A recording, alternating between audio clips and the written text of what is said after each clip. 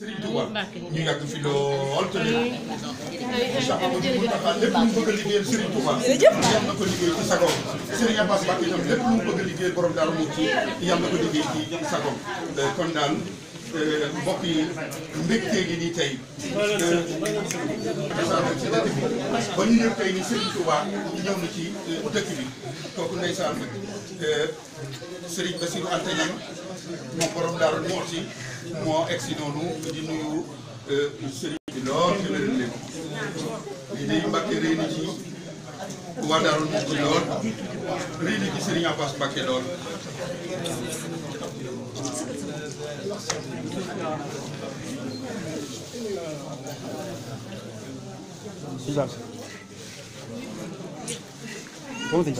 kon fii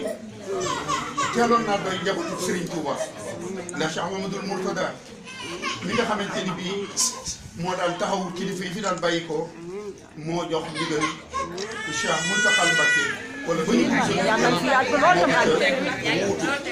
jamono ji yoo xamante ni ak taalibe ku fi mas a nekkal Serigne Touba moo xam ña doonoon ndeysaan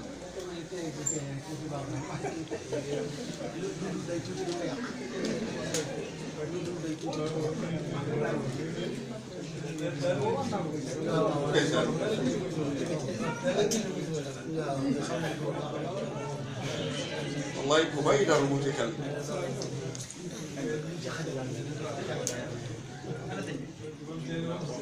Serigne Khalid mu borom Darou Mouhty moo egsi noonu Darou Mouhty ak njabootu Serigne Bassirou ndeysaan dañuy cereeg sëb jaxasoo ca baawoon seen mbir jiitu ñaawoon la Serigne Moussa Ka waxoon rek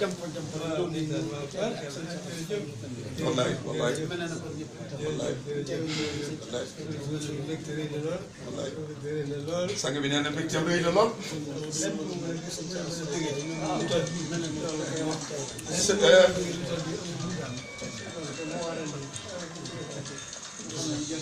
Cheikh Mountakha nee nañ bu Serigne Bassirou teewee ak sëñ Cheikh Assou Faye ak sëñ Khalid mel na ni Darou Mouhty gépp teew nañu kon li ñuy ñaan rek mbégum Serigne Touba ma may di Serigne Bassirou yal na jaar ci Cheikh Mountakha ba tasaaroo tey ci dëkk bi ba bu fi jógee rek ñu xam ni mbég ñëw na tey ci dëkk bi waaye ñun itam dañuy ñaan sëñ Bassirou Abdou Khoudoss nee na dafa am ku mas a ñëw njaareem ni sëñ bi ci bëkk na gi